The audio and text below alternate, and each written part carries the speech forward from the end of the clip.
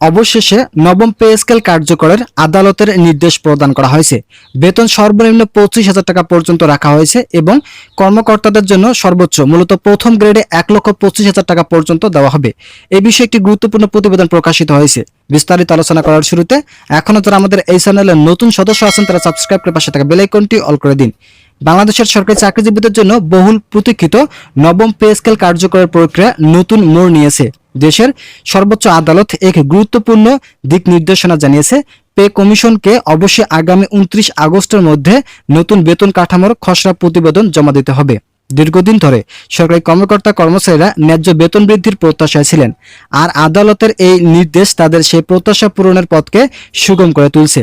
আদালতের পর্যবেক্ষণ স্পষ্টভাবে বলা হয়েছে, নতুন বেতন কাঠামো প্রণয়ন শুধুমাত্র সরকারি কর্মচারীদের জন্যই নয়, বরং রাষ্ট্রীয় প্রশাসনকে আধুনিক ও কার্যকর করার জন্য অপরিহার্য। আদালত উল্লেখ করেন যে অতিরিক্ত দেরি দেশের সামগ্রিক অর্থনৈতিক প্রক্রিয়া স্থবিরতা তৈরি করতে পারে, সেই সঙ্গে কর্মচারীদের মনোবল ভেঙে পড়ার আশঙ্কা থাকে। ফলে দ্রুততম সময় কার্যকর উদ্যোগ নেওয়ার জন্য আদালত কড়া ভাষায় নির্দেশ দিয়েছেন। ভিডিওটির এই মুহূর্ত পর্যন্ত এসব যারা এখন আমাদের এই চ্যানেলের নতুন সদস্য আছেন তারা সাবস্ক্রাইব করে পাশে থাকা বেল আইকনটি অল করে দিন। প্রধান উপদেষ্টা ডক্টর ইউনূস সম্প্রতি পে কমিশনের চেয়ারম্যান সদস্যদের সঙ্গে বৈঠক করেন। বৈঠকে তিনি বলেছেন, সরকারের উন্নয়ন কর্মকাণ্ড গতিশীল করতে হলে কর্মচারীদের ন্যায্য প্রাপ্য নিশ্চিত করা জরুরি।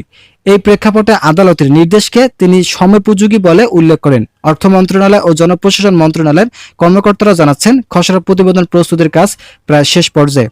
প্রস্তাবিত নবম পে স্কেল সর্বনিম্ন থেকে সর্বোচ্চ গ্রেড পর্যন্ত কর্মকর্তাদের বেতন নতুন করে নির্ধারণ করা হবে। বিশেষজ্ঞদের মতে এতে বেতন 50 থেকে 60% পর্যন্ত কাঠামোত পরিবর্তন আনার প্রস্তাব থাকতে পারে। সরকারি সূত্রে বলছে, এবার এমন একটি কাঠামো তৈরি করা হচ্ছে যা একদিকে সরকারি কর্মচারীদের আর্থিক নিরাপত্তা নিশ্চিত করবে এবং অন্যদিকে অর্থনৈতিক ভারসাম্য বজায় রাখবে।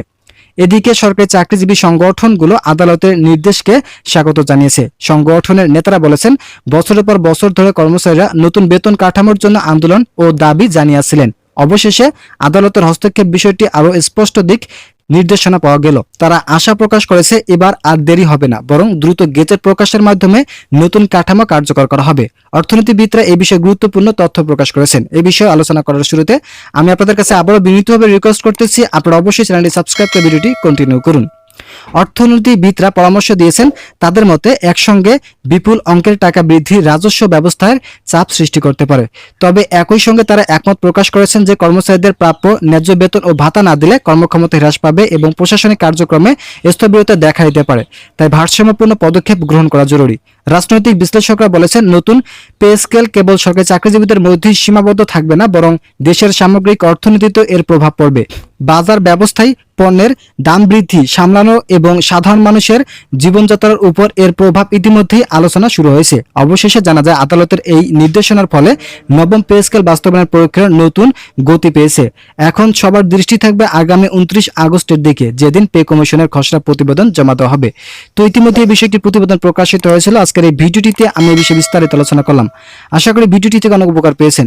যদি উপকার পেয়ে থাকেন তাহলে অবশ্যই চ্যানেলটি সাবস্ক্রাইব করে পাশে থাকা বেল আইকনটি অল করে দিন।